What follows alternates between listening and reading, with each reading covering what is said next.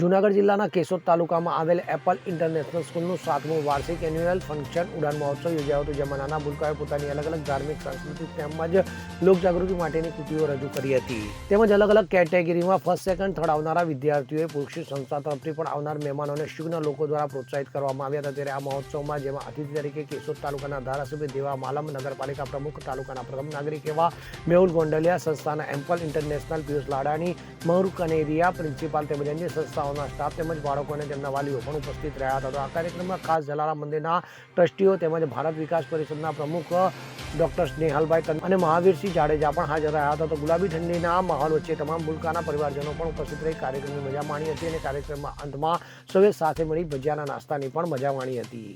કિંજલ બગડા અને Apple international સ્કૂલમાંથી બોલી રહી છું. આજનો આ કાર્યક્રમ જે છે એ ઉડાન મહોત્સવ, જે અમારો એન્યુઅલ કાર્નિવલ છે, જે આજે 7મી વખત થઈ રહ્યો છે અને જેની વિશેષતા છે કે સાંસ્કૃતિક એવં જે ધાર્મિક અને એ સિવાયના જે નાટકીય જેટલા પણ આપણા પરફોર્મન્સ છે એ બધા જ અમે અહીંયા કરીએ છીએ. અને અમારું આ જે 7મું પરફોર્મન્સ છે એનું ભવ્ય આયોજન અમારા સર શ્રી પિયુષ લાડાણી સર અને અમારા જે બીજા સર છે મયુર સર, એમની સાથે સાથે ડનિશા મેડમ અને બીજા મેડમ સહિત બધાએ સફળતાપૂર્વક કર્યો છે. એમના વતી બધાને બહુ આભાર, અભિનંદન.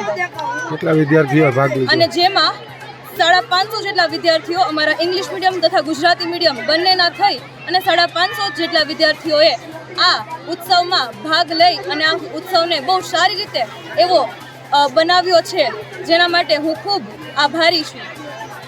Bureau report, CN24 news. હવે જુઓ દેશ દુનિયાની તમામ ખબરો તમારી આંગળીના ટેરવે. ઉઠાવો મોબાઈલ અને Google Play Store પરથી ડાઉનલોડ કરો અમારી CN24 ન્યૂઝ મોબાઈલ એપ.